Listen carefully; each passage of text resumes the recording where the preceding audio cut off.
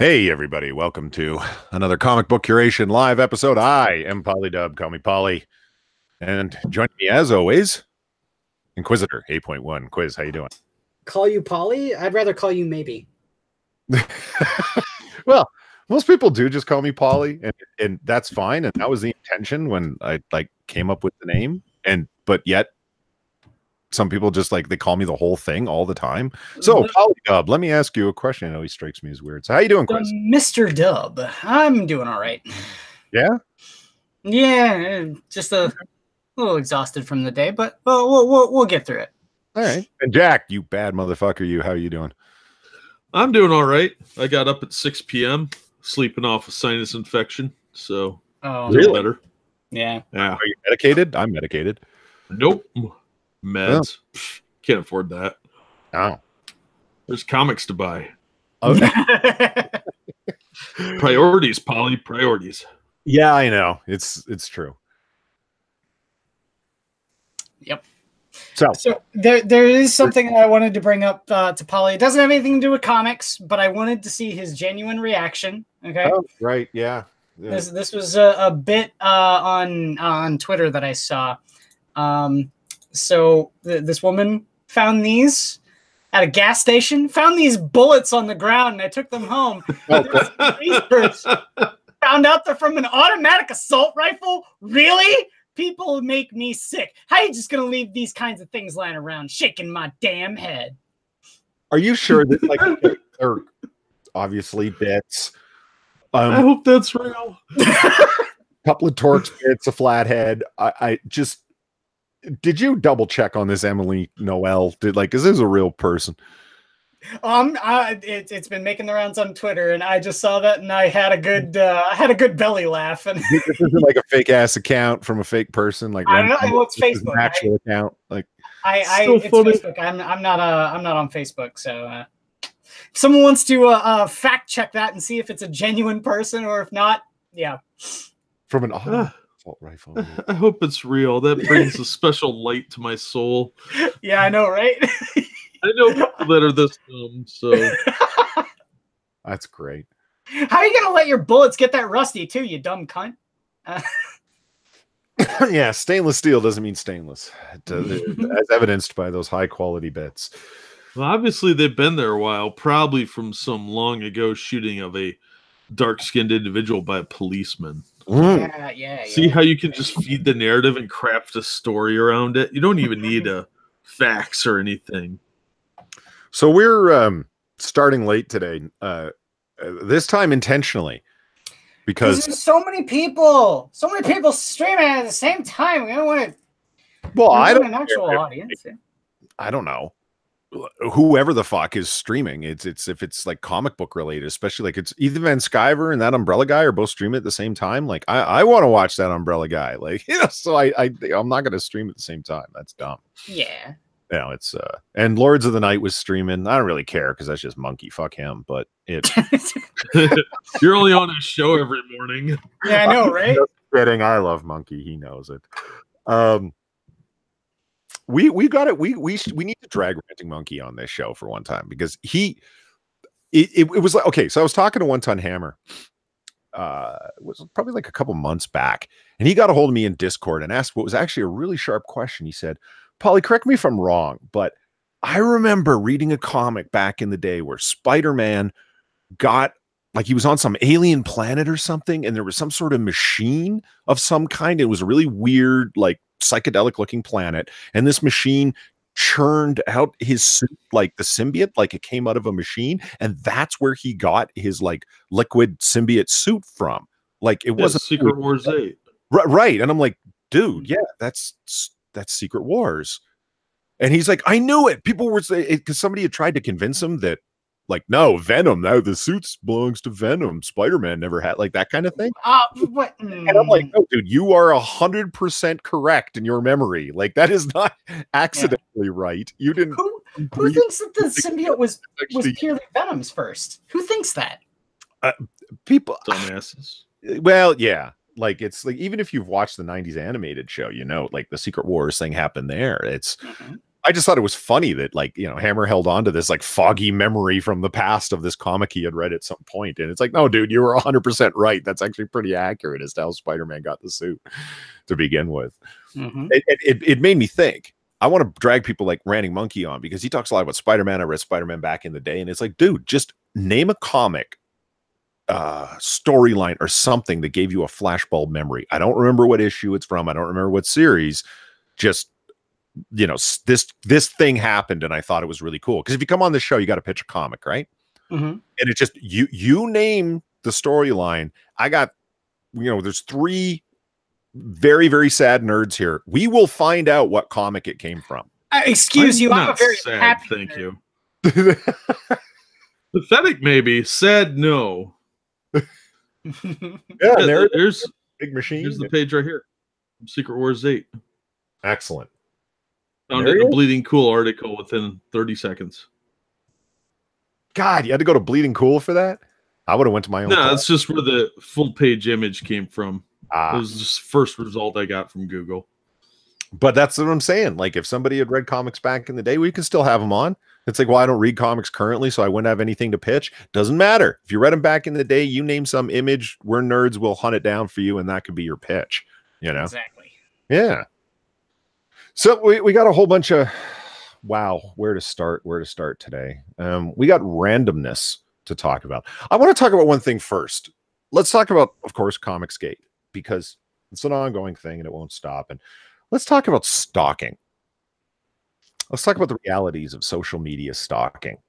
I'm not going to bring up her, if it is in fact a her, Twitter page, Renfamous. I'm not going to do it. If you want to look, go look yourself. But This you just did. is a stalker, in my opinion. Yeah. What do you think, Jack? You think she qualifies as a stalker of EVS and your boy Zach? With that level of obsession and constant commentary, and yeah, I would say it's a form of stalking, or at least harassment. I would say she's definitely contacting them with no prior, you know, sort of solicitation. Yeah, there's no invitation for that person to be talking with them. Yeah. Well, let's talk about the difference then, because supposedly EVS and especially Diversity in Comics, your boy Zach, Richard Meyer, that they've been accused of being stalkers, and if not stalkers, definitely harassers leading a harassment campaign. So how is what Renfamous is doing different than what they are doing? Because they're both being accused of the same thing. I have my ideas on how they're different, but I'd like to hear your thoughts. Because she's doing it maliciously, and they are not directing hatred towards someone. They're directing criticism and commentary. Well, they're also responding rather than, you know, actively trying to contact them, like Renfamous is. Yeah, they're making more like YouTube responses, and she is seeking them out to berate them and belittle them and collect information on them, that sort of thing. Oh, God, yeah, the new thing of collecting information on them. Wow. Yeah, well, she got doxxed the other day on Kiwi Farms. Yeah. Really? Yeah. Huh. It was a lot of personal information, and Kiwi Farms is notorious for that. And Kiwi Farms is, it's one of the reasons that Kiwi Farms is very weird, along with some other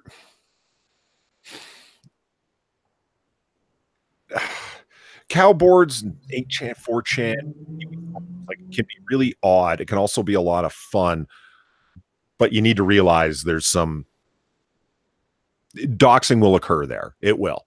There's all players with different opinions, different thoughts. Like, I mean, Quiz, you hang out on 4chan. That's not a unified group of people. They're not of one thought. I mean, no, it's not the main reason for fuck you, not your personal army. Like, it's just, we're all our own operators here. We're absolutely not NPCs here, like, in a big fucking way. Yeah. So no, I have a tattoo that says player character.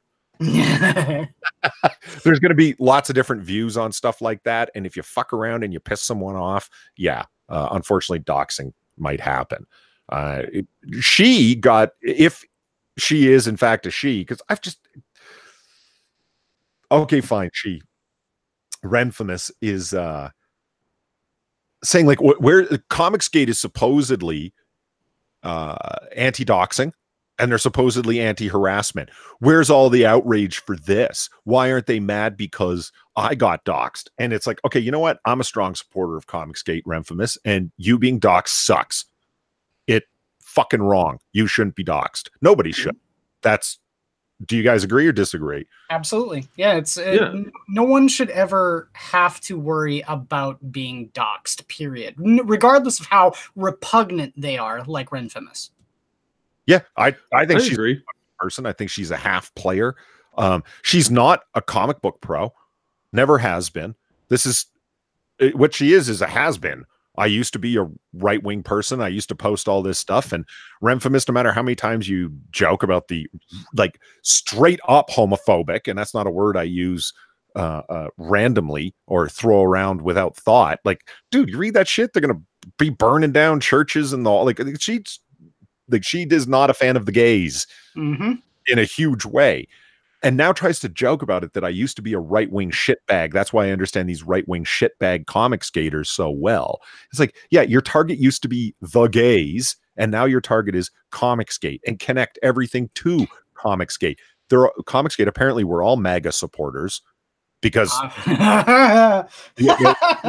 you voted for Trump. I know you're a big fan of the man. Oh, yes. Yeah, I definitely did. But it's just everything relates back. You know, it's like all Nazis are comic skaters, and all Donald Trump supporters are comic skaters, and all MAGA people and right wingers, and they all watch Fox News. If you go through her Twitter account, it reads like that.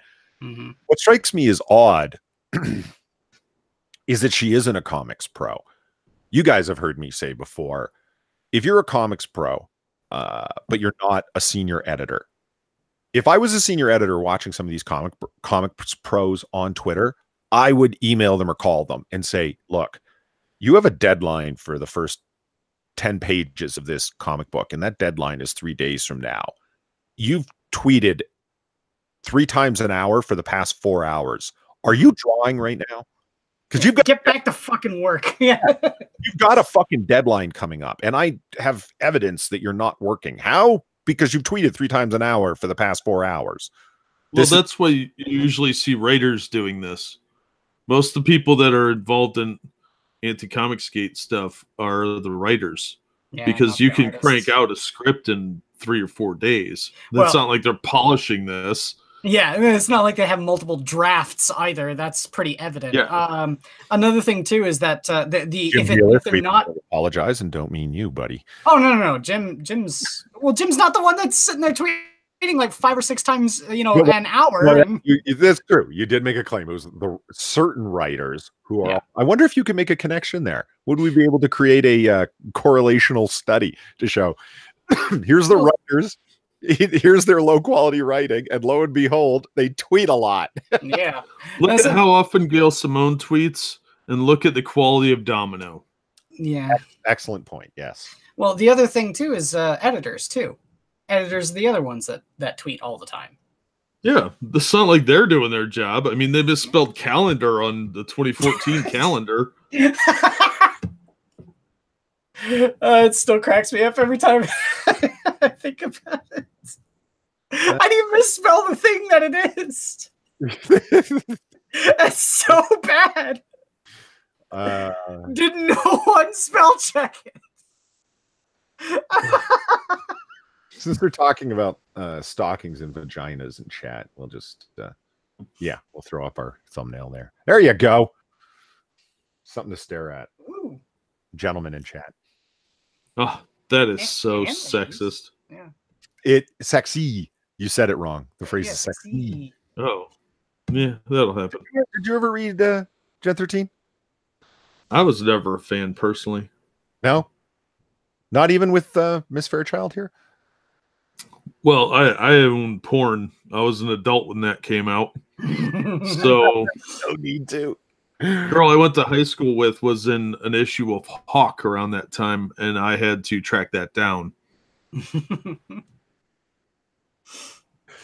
Well, for me, the Wildstorm stuff, my experience was limited to the Wildcats. Oh. So. I had a buddy that was real into Gen 13, and he was like, "Oh, they're the greatest," and he named a D&D character Fairchild, and I made fun of him ruthlessly for it, and that was another reason I didn't like them. Well, getting back to the Renfamous thing, why I find her so surprising is this is somebody who either has a strange form of employment, and they're certainly out there that would allow you to tweet multiple times an hour all day long, virtually 7 days a week. I have looked at her Twitter page, and as like her inbox, timeline. I'll get it out right eventually one of these times. And scroll through it, and as I'm scrolling through it, it's like it's all these angry attempts at bants as you go down, saying, you know, comics gators tears, and we're all referred to, us comics gators are referred to as gators because we cry crocodile tears or alligator tears, you know. So what is this, crocodile or alligator tears? Well, it varies by who says gator would be a part of the word alligator. So yeah, so it better be alligator tears because they keep saying we're always crying. She accused me of it. I asked her, like, I forget what the tweet was, but I said something about her failed career as a right-wing moron when she accused Ethan Van Sciver of having a failed career as a comic book artist. I don't know, $630,000 on Indiegogo for a single comic book doesn't strike me as a failed career remotely, but because he's no longer employed by one of the big two or one of the smaller comic book companies, he's now failed, which strikes me as odd. But okay. No, that's part of the status thing. You're not part of the in-group anymore, so obviously you're a loser. Yeah, but neither is she, but she certainly has the ability. Oh, she's part of the entourage. She's a tag-along. She confers upon herself the ability to describe who is and isn't a professional. Exactly. And Ethan Van Sciver is always snarkily referring to him as a former professional comic book artist. I don't really think that's making him or anyone else very angry, although it is making people confused to the point where they tweet at her, "What are you kidding me, Cyberfrog?" And they point it out as I do, which gives her the opportunity to respond to them saying things like, "Oh yeah, enjoy buying your $25 overpriced comic. Oh, your tears are so, I love the salty tears. I love them." And it's who's actually crying about it then, cunt? That's what I'm saying. Like, she referred to me as crying over it because I said, "You have a failed career as a former right winger. Or are you getting paid for this? You are getting paid to be tweeting all day, right?" Kind of like, "No, you're not, but you keep this up anyway. That's weird." And then she responded, "No, my compensation is Comics Gators tears. Thanks for your contribution." And I was like, was I crying? Is accusing somebody of crying the same thing as them actually getting salty and mad? I guess it's the psychology of, I do that, so you must too. So she's a miserable person. She expects you are as well. Well, let me ask you, do you actually think she's miserable, or is this the thing that she's latched onto and gone like full fucking double barrel, full bore with it? I think most SJWs are miserable people. Do you even think she's an SJW? I do. If she's not, she's very close to being one.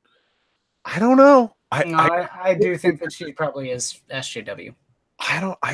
So you think she was a full-on right-winger and had a conversion to being a progressive liberal? Happened to the Buffalo. Yeah, I mean, it happens. Maybe she had a mental breakdown. May have been a traumatic brain injury. I don't know. But some people just fall into that.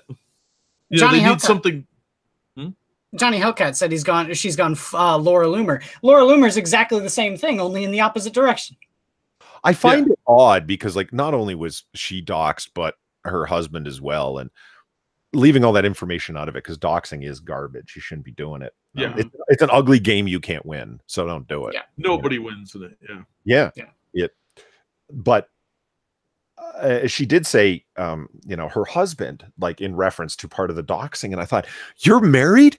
Like, your husband's okay with you spending all day long? Because this strikes me as odd. If my wife spent all day long having had picked an issue, like comicsgate, for example, to tweet out relentlessly, even if it was an issue that had a moral grounding, to the point where it ended up getting us doxxed, where people were now knew where we lived and were fucking with us in our private lives, I would be like, baby, what you doing? No, you're misunderstanding the offline world, because people that aren't that involved in the internet culture are the absolute normies. They don't think like that. He's just happy his annoying, overbearing wife has a hobby now. And it's her personal crusade, just like the televangelist zealots used to be in the 80s. This is how moral panics happen. I'm going to go all sticks, hex, and hammer here on you. But no, if your bored middle-class wife really needs something to do because either you don't have kids, or the kids are old enough, they're in school and have their own thing, she's going to just bother you until she finds something to do. So you're just happy she's got a hobby. Okay, whether I hear you, whether you're, because I actually know a number of guys that work from home while their wife works outside, and it just happened to work out financially better for them to do that. And like, no insult there, fine if that's what's working out for you guys, roll with it, you know. But if he was at home doing these things, or, you know, it's not like you said, finding a hobby. No, I don't buy that, because if my wife, her hobby was getting us doxxed and fucked, I mean, this isn't a hobby like fucking needle. No, he doesn't know what doxing is. I guarantee you, he has no clue what that is. Oh, I bet you he knows now. Well, yeah, he knows now, but to him, it's just going to look like a bunch of people harassing him and his innocent wife. She has a cause she's rallying for. Think of it as somebody that joins a political campaign. From their perspective, he has no concept of probably what she's doing. So she's involved in like name calling and all this, but of course she's going to dress up and be like, no, I'm fighting fascism. I'm fighting bad people. These are bad people. And of course it's going to reinforce that theory when they start calling the house or sending them things or whatever kind of harassment they start getting. It's going to reinforce the storyline that she's crafted, that she is fighting bad people, and it entrenches them further, because he's probably completely unaware of whatever this is all about. That's what I would get out of this, because I've seen this sort of thing happen, and unless he digs deep into it and gets a little more aware of what kind of culture she's gotten herself involved with, he's probably completely oblivious to all of it. He's just hearing one side, and he's not in tune with the internet culture of comic books and the ins and outs of it. Look at the seduction of the innocent in the 50s when they said that like EC Comics were corrupting kids.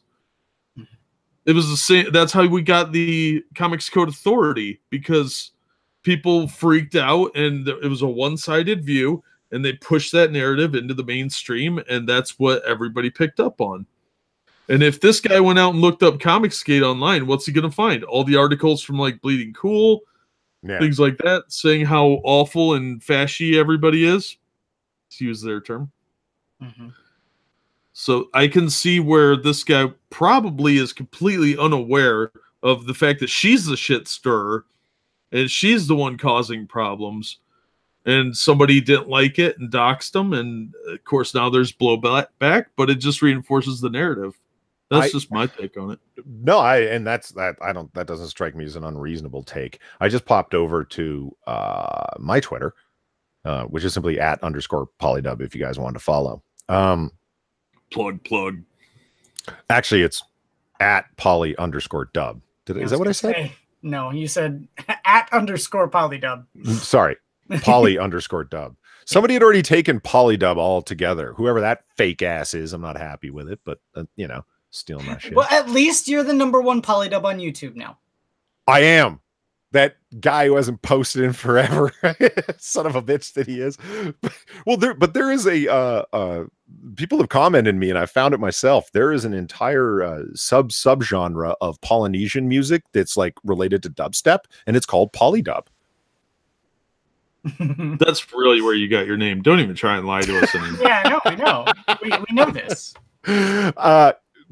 In any case, going on to my Twitter, I see that a number of you have retweeted the notification of the stream. That is greatly appreciated. Remember to like, share, and subscribe. If you're here, yeah, absolutely, hit that like button. And if you think the content is good, by all means, we would be appreciative of you sharing it. Thank you. Look, I wanted to look up one thing, though, that Renfamus sent out. This is what EVS responded to with Renfamus, "What are you doing?" in all caps. That was it. And I was like, what the hell is he so surprised by that he is responding with this incredulousness? Well, here's what she wrote. She Renfamous. If you're a comic pro working in the industry and want to do something to push back against comicsgate, making a statement to that effect is immensely helpful. That being said, you do not need to fight in the bullshit internet trenches every day. That's why we're here. There are thousands of us who are your fans and are willing to continue the efforts on a daily basis.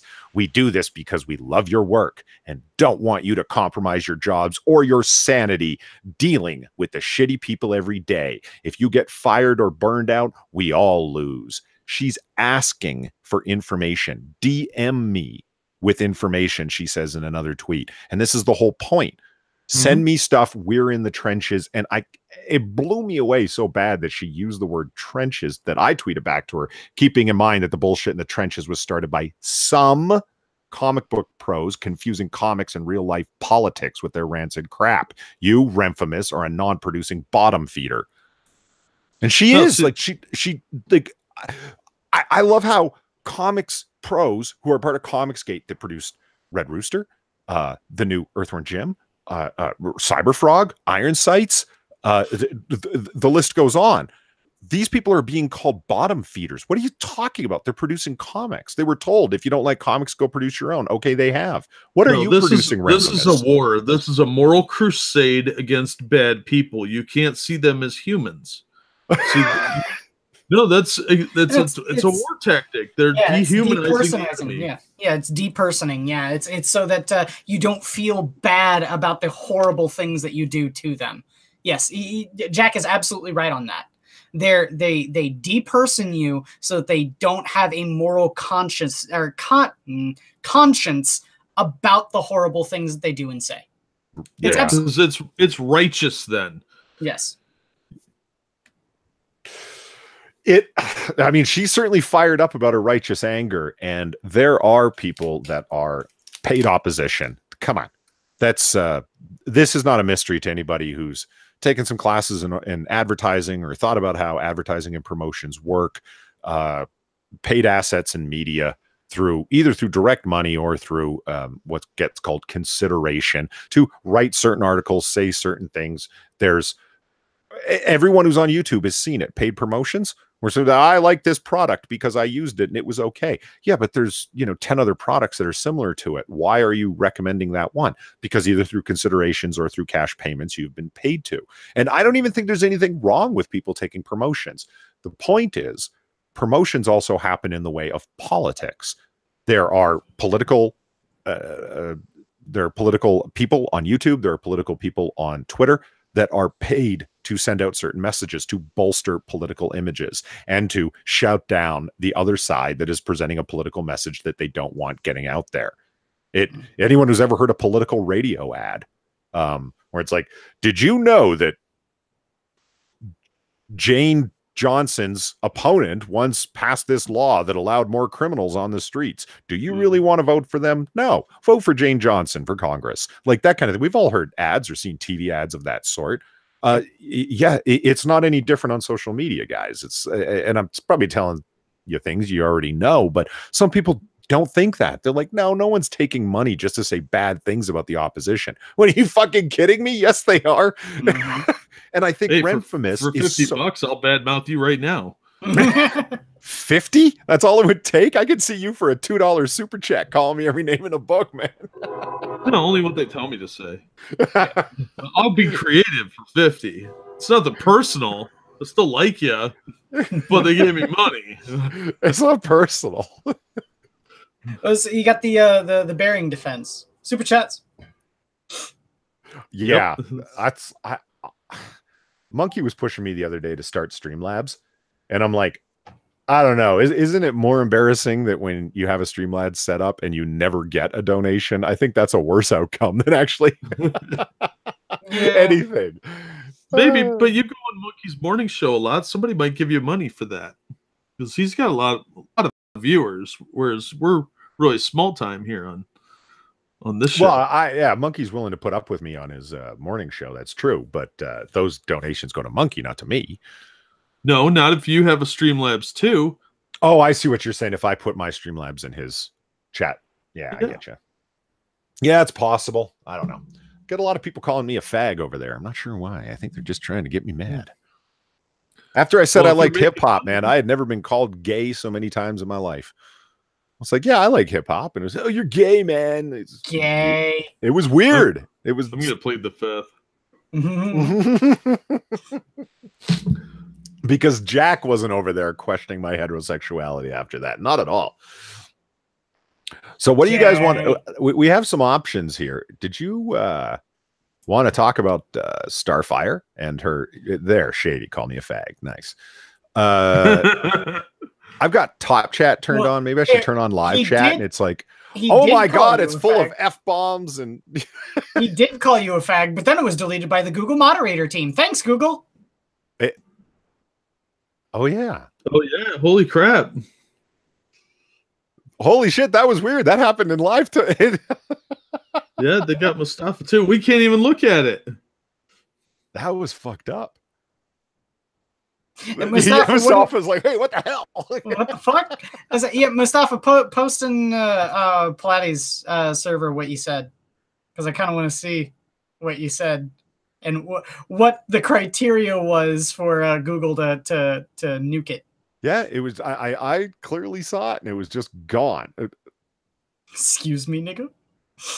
Well, yeah, hey, you guys are aiming really at the channel strike here for yours truly. Calm it down. So considering that this message was deleted by the Google moderator team. Wow, Zelthor, really? Stop. Okay, so now Mustafa's doing with variants. So thanks, buddy. I think people are trying testing the Google bot. No, it's catching them. So see, lay off, guys. Everybody questioned why YouTube went down, and I postulated that it was because they had set up a bunch of new draconian things behind the scenes. Nobody wanted to believe me. They said, no, it was just some server error. They would have announced something if they were updating, if they went down. Oh, no. Oh, no. Wait till we find out what they installed throughout all of their servers as they were down. That's some 1984 shit right there. Yeah. Man, what if it goes through and beeps out all the swear words? Oh, no! There goes half my vocabulary. Right? I've said cunt at least 4 or 5 times, 6. 4 or 5, 6 times, yeah. Man, Monday, Matt's arm is going to get tired from all the flagging. Damn it, you said YouTube Voldemort's name. Don't ever say his name. Whatever. He'll come here and demonetize us and give us channel strikes. And flag us. All right.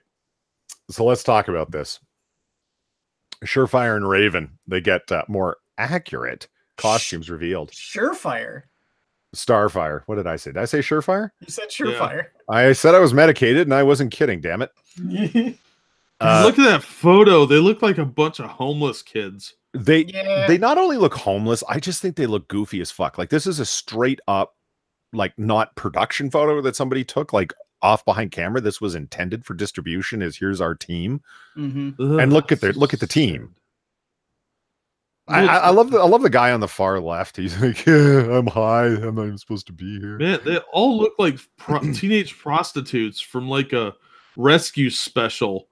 Yeah, you know, where they go in and save kids that are at risk or whatever. And Raven looks like she was snatched out of a hot topic and isn't really happy about it because she was just about to get some new clothes. Yeah, they all look like kidnap victims. Yeah, and like they were. There is no question. It's Starfire over here. Yeah, everyone says she looks like a cheap prostitute. Yeah, no kidding. I mean, look at her. Yeah, it's pretty bad. So, we go down here. So bad if it weren't for the split all the way up the thigh. Yeah, here's Raven's new outfit. As we see, she actually has a hooded cloak now and a leather skirt. So there you go. That's sweaty, gross. Yeah. So what do you think? More comics accurate? You buying it? Barely. Now she just looks like she robbed a blanket from a homeless guy. That is a pretty tattered cloak. I'm not going to lie. Yeah. Like, did they find that laying around in the prop department? I mean, come on. They're not even trying. Like, put the extra $50 in, hire a cosplayer to design the costume, and then wear that. Just that's a funny point that we've reached, right? Where cosplayers should probably be hired over the professional wardrobe people. Yeah, well, they're trying too hard to appease the corporate overlords that don't know what people really want. I think for the most part, a lot of the blame for this sort of thing can be laid on the fact that people want something close to the comics, but not the comics. If you get what I mean, like they want this sort of imagery, but they don't want to make it 100% the comics, because they're trying to go for like this gritty realism rather than comic booky sort of edge to it. I don't know. Starfire there is certainly gritty, grimy, and possibly greasy. I don't know if it's realism though. Yeah, her superpower is STDs, but they got Robin's costume right. He looks good. I mean, the realism of a meth hoe, that comes across clearly. But what I've got to because the major problem I have with her whole look there, okay, is not the fact that she's black, is not the fact that she's wearing what she's wearing. It's that wig. That wig doesn't look like Starfire's hair at all. It doesn't look like this fiery red orange that's supposed to flow down her back like flames. That's always been what she's supposed to look like in the comics. But that doesn't first of all, you never mock a woman's weave. Second of all, that should have been CGI to begin with. You know how pricey that would have been? That hair, that wig isn't cheap, man. So let's take a look at Meth Ho's new costume. There it is. It's not fully clear, but this is the image that we get from a production photo. It's better, but it still looks terrible, probably because it's such a bad photo. But yeah, I really think these were afterthoughts. That after they got the blowback from those initial photos, they worked this in forcibly. The wig still looks awful. It does. Yeah, it looks weird off of her skin tone, particularly. Like it. I would look weird on anybody, frankly. Well, if she had off of her, she's a very dark bronze skin tone, and that orange just clashes with it terribly. It's if she had orange skin, it would be better. And it's supposed to be like, I mean, everybody knows like Starfire is like sexy as hell, and she's very freewheeling, sexually very uninhibited, and so they put her in like a full body costume as her costume update. I guess they didn't want to seem like they were being exploitative of the actress, but she's supposed who did you think you were signing up to play? She's supposed to have this sort of hair, and not only that. Okay, another reason, the reason why Starfire, because I as proof right here, I actually do read a lot of the comics that have to do with Starfire. I have for a very long time. Do you know why she wears scantily clad uniforms like this? Because it's hot. Well, that, yes, but no, she wears these because just like Kryptonians, she gets her superpowers from the sun. In fact, actually, more so than Kryptonians, when she uses her starbolts, it actually ebbs a lot of her power. So when she uses, her starbolt powers, she needs constant photons from the sun to recharge.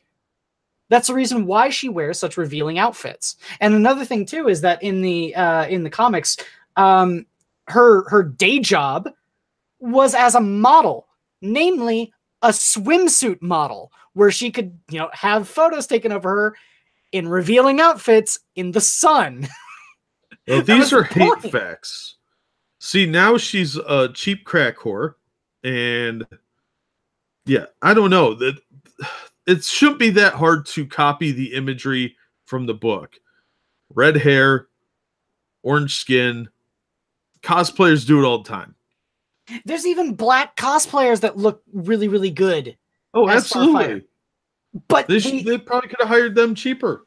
Yeah, they didn't do any of that for this fucking show. It's ridiculous. On that note, we are going to move on to would you like to hear the hopes and wishes that the Mary Sue has for the She-Ra reboot? Oh no. I agree with Joe Lopez. Compromise, paint her orange. Let's see. As a child of the 80s, I have a particular affinity for the cartoons of my generation. The two that had the greatest impact on me personally were Gem and the Holograms and She-Ra, Princess of Power. And she went on to write for the Mary Sue. Gem has already gotten a modern reboot from Universal. It was certainly not truly outrageous. Oh, I see what you did there. Truly. She-Ra, meanwhile, was rebooted by Netflix and set for release this November. It's too soon to tell if the Princess of Power will fare better than Gem, but I certainly hope so. Here, and I love this. She goes off of what was bad about Gem and the Holograms. The original Gem and the Holograms was surprisingly progressive for its time. It features a diverse group of characters, carried a strong feminist message, and also rocked pretty hard. Seriously, I can't remember what I ate for breakfast yesterday, but I can sing you the lyrics of most of the songs that were featured in the series. Oh my God, that's so sad. Yeah. Gem and the Holograms was a celebration of both female friendships and female empowerment, not to mention music created by females. But what about the female other band that kept on trying to sabotage and kill Gem and the Holograms, the Misfits? Oh yeah, the Misfits. That's right. I was trying to remember their name when you were saying that. What about them? They were female too. So does that mean that all of your feminist problems are inventions of your own making? Yeah. Well, you know, if you say that, they'll get confused and blame Glenn Danzig and the actual Misfits. Yeah, that's true. That's true. Yeah. So we don't need that. Danzig's an awesome dude. So. She just goes on complaining about Well, yeah, she's a middle-aged woman, obviously, because if she grew up on Gem and the Holograms and She-Ra, she's got to be around 40. Yeah. So right. Her dried up uterus with no kids and lots of cats are probably a sad, lonely life that leads to a lot of extra words. I love that she says this. Oh, hold on. That was mean out loud. I'm sorry. Nah, you can't be mean if it's accurate. So, in case you guys don't know, this is what She-Ra, Princess of Power looks like now. This is the redesign. Yeah. And I wanted to bring it up because it's like, despite the fact that She-Ra's slick redesign looks amazing, it doesn't. Does it oh really? My God. Hey, it's a great Hank Venture cosplay. There has been a litany of complaints from grown men who think that a young hero isn't sexy enough. First, is that what they were complaining about? I don't think that was the complaint. To be sexy. No, that was not the complaint. No, I'm just worried about She-Ra's balls being snug in those shorts. Look how tight they are. They just want her to be a woman. That's all they want. They don't care about her. Like a woman. Hold on. Not. First of all, it's fairly safe to say that Adora is a teenage girl, as she was in the original cartoon. So why not draw her like one? Hold on. Princess Adora, she was a fully grown woman. If that was supposed to be a teenager, that was a very bad artistic rendering of a teenager. Yes. She looked like a woman, at least mid-20s. Yeah, we didn't have teenagers look like that in my school. No, neither did I. That's wild. Plus, growth hormones they feeding kids these days. Wait, plus, her costume is more practical. Is this our link to our to our thumbnail? The fact that Fairchild is supposed to be 17 years old? Well, she does age as the comic goes on. But, I'm just saying, you know. Yeah. It was even stated that She-Ra was never created as the ideal with the ideal woman in mind, and that she was considered a warrior first and foremost. Like, yeah, and she kind of looks like one. Like, she looks like she could be powerful. This lady boy up here doesn't really look particularly powerful in my mind. I guess it'll be really popular in Thailand. No, that would not be popular in Thailand because nobody knows what that is. Another impressive aspect of She-Ra is how she consistently passed the Bechdel test. Oh, get fucked! Oh my God! Get fucked! Wait, I want to. You know who didn't pass the Bechdel test? Ellen Ripley in Alien. Try and tell me she's not a strong female character. Oh yeah, that's true. Yeah, If she didn't pass the Bechdel test, she's not strong, powerful. In Aliens, she would have. No, well, no, she doesn't really have any conversations with she talks to Vasquez. No, but she talks to Newt when she's putting her to bed. Yeah, okay. Yeah. And I do not believe it's about a man, no. Does she reference any men in that conversation? I don't think so. Even if they did, Bishop would not count because he's not a man, he's an android. But she does always refer to the Marines and say that they're going to get you out of here and stuff like that. I don't think she ever. We got to stop arguing over whether movies pass the Bechdel test. We got to stop. I'm gonna have to watch Aliens to see if it does. I refuse to acknowledge that the Bechdel test is a thing because it's stupid. What's her name? The person that created it. Bechdel. Well, yes. Yeah. Alison Bechdel. I'm trying to find it. Hold on. Talk amongst yourselves. All right. I'm getting a little verklempt. And Chaos is apparently upset that I was hating on Ladyboys. I wasn't. I was merely describing that the new She-Ra character looks like she may or may not be tucking. That's all I'm saying. No, she looks like Buffalo Bill from Silence of the Lambs.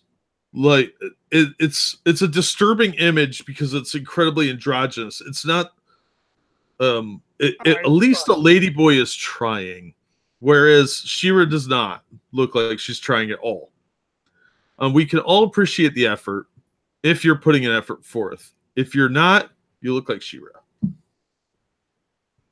Hold on here.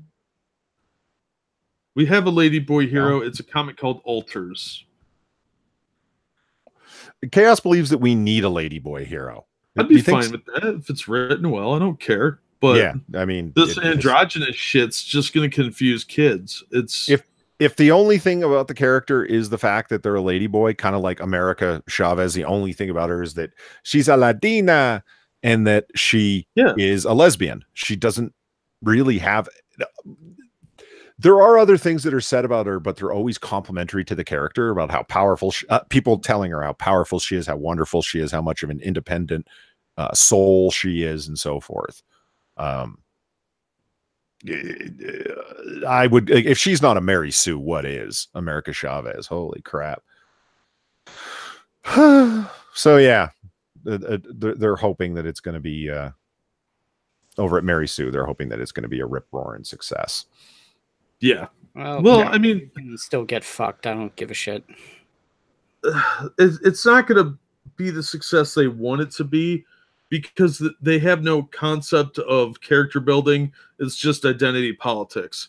Their idea of character is physical traits and political alignment. And that is not character building.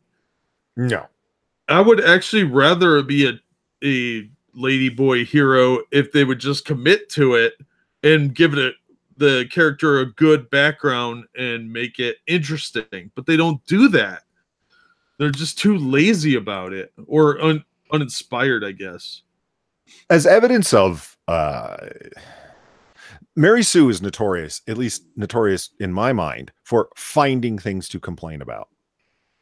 Finding issues to have or things to advance that they believe advance their narrative. Like the narrative is... this character is empowering, therefore we're going to write an article about this character being empowering, whether the designers intended it to be or not. They'll always find something. Bleeding Cool is precisely that way. That's why I wanted to very quickly point out this one article as an example of this finding things to talk about. Rogue on a woman's right to choose her superpowers. And this happens in Mr. and Mrs. X number 4. Spoilers, nobody cares. Mr. and Mrs. X is not doing terribly well, so I don't really think anybody cares about anyone spoiling it. Written by Rich Johnston. Against all expectations and odds, Rich Johnston wrote this. And the whole thing comes down to this one line. Rogue, of course, in terms of her mutant abilities, for those of you who don't know, if anyone touches her bare skin, she will steal their powers if they have them, steal their memories if they have them. They will pass out and become unconscious because she sucks part of their life force. That's not the correct terminology. Away from them in doing so. And if holds on to them too long, yeah, they're going to fall into a coma. It's not good news. So anyway, her bare skin is dangerous. And or die. So her bare skin is quite dangerous in that regard. And now Gambit and Rogue are married here. Now, of course, not being able to touch bare skin is, bad news for a married couple, right? And it all comes down to this one line where she's saying, like, I realize it's tough for you, Remy, which is his real first name, Gambit's real first name. I realize it's tough for you, especially now, meaning after we're married. And she's talking about one time where she could control this ability to suck people's powers and suck people's memories by touching them, but she lost the saying suck. Absorb. You're absorb. Yeah, you're still thinking back to Savage Land Rogue, and you don't like hearing the suck. I get it. But anyway, it comes down to this one line. I'm sorry. You're right. It's obviously about you. It's about your body, your powers, your decision. Now, did the writers may or may not have intended a pro-choice message there? But never be it far away from Rich Johnston to write about it. Rogue on a woman's right to choose her superpowers. This is what I'm talking about when I say garbage tier media always looking for something to write about in this regards. In this regard, rather. And I find it endlessly frustrating to the point where one word bubble can generate a complete article for Rich Johnston advancing pro-choice. It may or may not have something to do with that. The writer may or may not have been trying to smuggle that message in there. Who knows? But never leave it far from an SJW writer to promote some shit that might not be happening. Thoughts, gentlemen, before we move on to the next wonderful thing? I think that book is just garbage. So whatever garbage. I've not read it. I hope it. I really wished. I haven't read any of it, but I wish it had a better reception because those are my two favorite X-Men. So yeah, I mean, does that not speak volumes? I happen to know that. Yeah, Quiz has talked about it for a long time. Loves Rogue, loves Remy over there. But now they're married. Mr. and Mrs. X, they've got their own comic book series. He hasn't even bothered to read it. Why? Because it's trash. What does that tell you? I hear it's trash. I have the first issue, but I've not read it yet because I'm dreading that it'd be bad. Let me show you something else I wanted to pop up. Like let's just look at the art for a second. Look at where her facial features appear on her face. She has a big forehead. Yeah, the perspective is all wrong. Like it's all very simplistic digital shading that's going on. But let's just scroll down a little bit further. The digital art is weird, but technically speaking, in terms of actual rendering, it doesn't look bad. The comic doesn't look bad.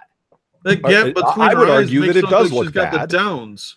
Because when they had previous artists that could command a higher price, they were getting art like this. Well, okay, no. If you wanted to compare it to anything, you would compare it to stuff back in the 90s that was actually well rendered, that was painted, that was inked, that was hatched, that was traditionally done infinitely better than this new lazy digital art age. My point being is that as the sales go down, especially for untried new series, even with well-known characters, they're paying lesser and lesser experienced artists who can't command a higher price for their contracts. And even in the modern era, you can see the difference between, okay, yeah, Jim Lee is a god of inks and pencils, but even in this era, like, look, relative, and then now look at this, like, Jesus, like we're getting down to Tumblr level art at this point. Like, I mean, look at Gambit's face here, for Christ's sake. It's not that bad.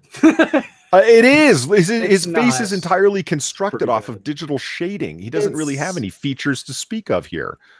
I have seen infinitely worse. I can bring up SpiderMan. Look, I love his. I've seen worse. Yeah. Okay. Look, we've all seen worse. But I mean, look. Why do they both have Kennedy nose? Like lots of booze in space. I mean, shading doesn't work like that. They need to construct a nose for this person, so they put red digital shading over each of their noses. Shading doesn't work like that. It happens in the low points, not the high points. You've shaded the highest point on both of their faces. Look at the symmetry of her face, the gap between the eyes, the large forehead. That person has Down syndrome. And it all boils down to, you want my $4 for this? No. Yeah, no, that's the thing about it is they're, Marvel has had infinite problems now with the fact that all of their artists haven't learned to draw comics the Marvel way. Instead of all of those comics lining, or all of those books lining their shelves, they have how to draw manga, how to draw anime. And yeah, I'd agree with that. Yeah, the thing about it is this, like, at least in terms of the composition, that comic was not bad. Is it an American comic? Kind of. It's not rendered like an American comic. It really, really uses digital coloring as a crutch, and we've seen that. Polly and I have a lost episode of Comic Book Curation, all about Batgirl 43. Was it 43? 43 or 45? Either Something way, like that. Yeah. Where we deconstruct a lot of the art in it, and I go so much as to like go down into looking at the lines that comprise the table in a certain shot, and it was all like the perspective was all over the place. Every single piece of the perspective was different. There was nothing, no uniformity at all to it. And a lot of contextual lines were missing. Mr. and Mrs. X does not have that sort of problem. To call it Tumblr like art is doing it a massive disservice. Tumblr art is awful. It's not even close to being, well rendered. That is okay. In terms of the way that Marvel has been churning out their shit comics, it looks the best out of all of them. That's a low bar, yes, but it looks okay, comparatively speaking. Is it on, isn't it to the same standards as like in the 90s? Of course not. But then again, they're paying these artists, jack shit. They're paying them nothing. So they're getting nothing for their result. But I don't think it's as bad as everyone's saying it is. I'm just rambling now, but two good questions. One from Chaos, one from Shady. It's like, Shady asks, are you dissing digital art or poorly done digital art? Definitely the latter. It's poorly done. I have seen great digital art.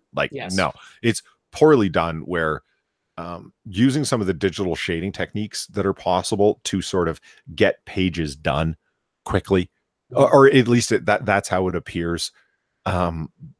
Things that are supposed to be opaque or solid objects where you can see the object behind them because they didn't bother to go through to delete those lines. Like you will see, that was all through that trans wedding issue of Batgirl, where there would be a bottle sitting on a table that was supposed to be full of red wine. And it was absolutely translucent simply because they had drawn the table and the furniture behind it first, and then drew the table in front of it and never bothered to delete the lines that intersected the bottle. You would see characters' legs showing lines of the table behind it because they had drawn the table before they drew the character, and would not bother to delete the line that crossed through the character's leg. So it looks like the character's body's in front of the table, but their leg is behind it, and they're not supposed to be straddling the table. It can promote laziness by people people that are willing to do so. Finely done digital art is beautiful. Yeah, I have no complaint about well done digital art at all. I personally prefer the rich inks that happen on paper, but that's not a question of quality. That's just personal preference, As for Chaos asking, would you pay $4 for a comic done in Far's art style? I absolutely would. As long as the story was written well, Far's art style is great. I like it a lot. It's sort of manga-esque, but Americanized manga-esque. I really like it. It's dynamic. I'm a fan. As long as it had a great story accompanying it, damn right I'd pay $4 for it. Yeah. So now there you go.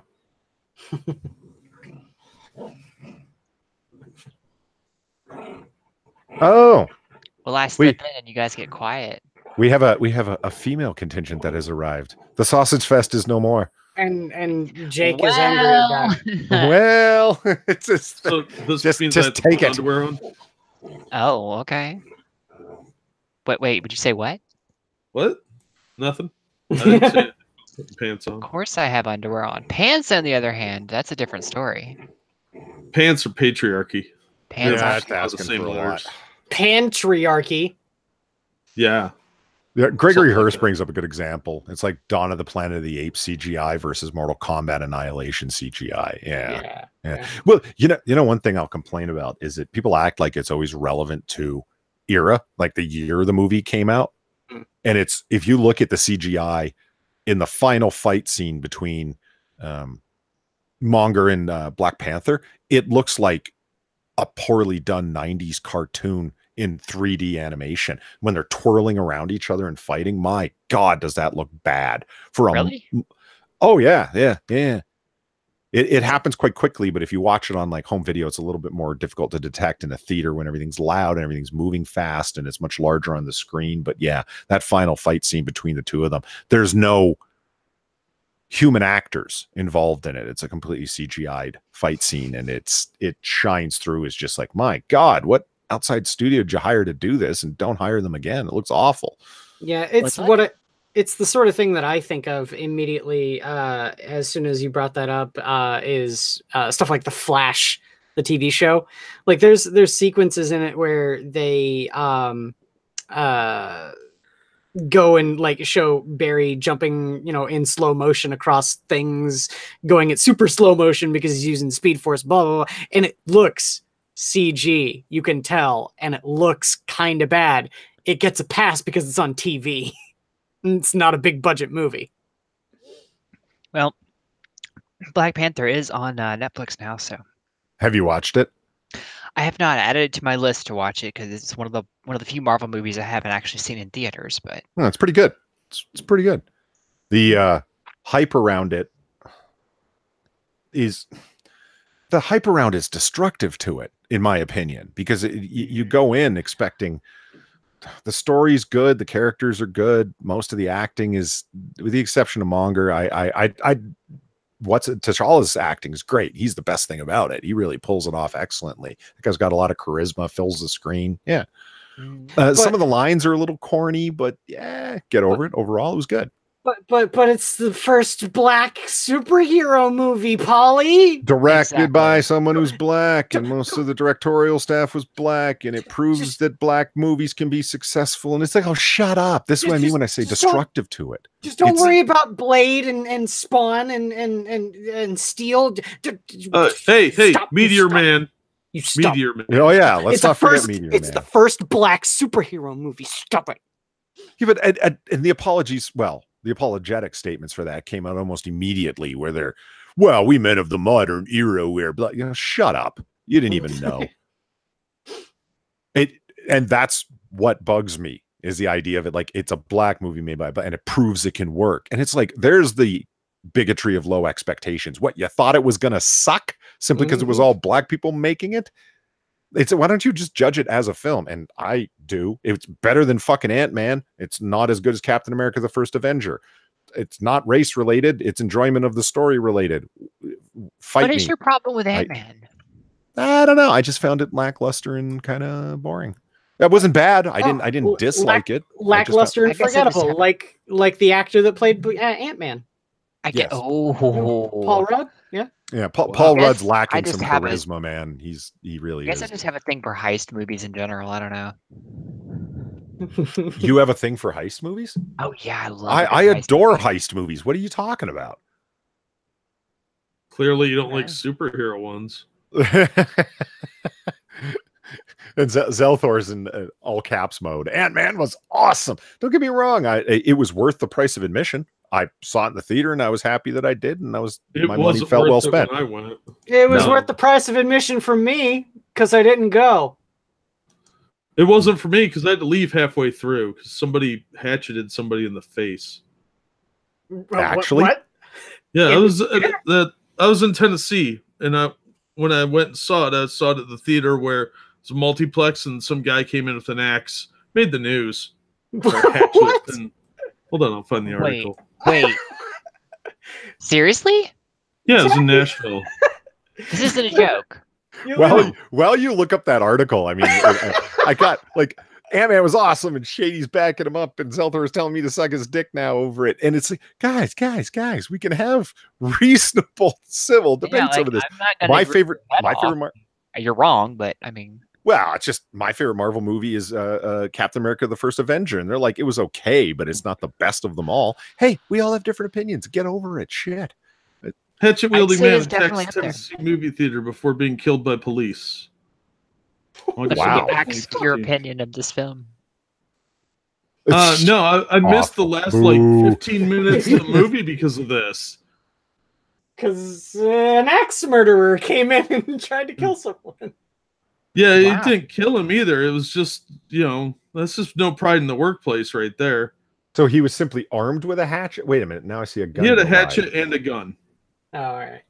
See, that was his mistake. He used to open with the hatchet when he should have used the hatchet as a backup weapon. Yeah. Hold on. Scroll back to the gun real quick. Oh, hang on. Let me represent. Unzip your pants again. No, they stay unzipped. I think I might have found the bullets. Holy shit, does that gun look janky, man? Well, yeah, I mean, the guy was not exactly a sane individual.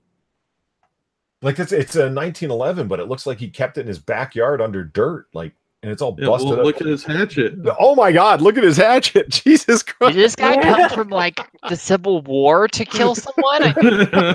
Well, it's Nashville. You never know. He probably dug this stuff up in his yard. Fuck. Shit. Oh, that's rough. Wow. So somebody actually caught that rusty ass hatchet in the face? Yeah, they probably died of tetanus. Am I in any of the background shots? No, that was a pretty sketch neighborhood. And you decided to see Ant-Man there. Yeah, well, gotta do something. Oh my God. So he had a gun that perceivably or evidently wasn't functional from the look of it, so decided to resort to his secondary weapon of a rusty hatchet. Well, I don't know all of it. I didn't really care. He's facing life in prison. Wait, yeah, so he actually lived in prison? He actually lived? Yeah. Well, somebody else might be facing. Yeah, he was killed. The attacker was killed by cops, but there's somebody else that was facing life in prison. Oh, I would say I think I found the bullets for that gun. Yeah. Oh shit. Yeah, you didn't know? You didn't hear about this? It made the net. I mean, this article's from the Washington Post. So no, I didn't hear that. let's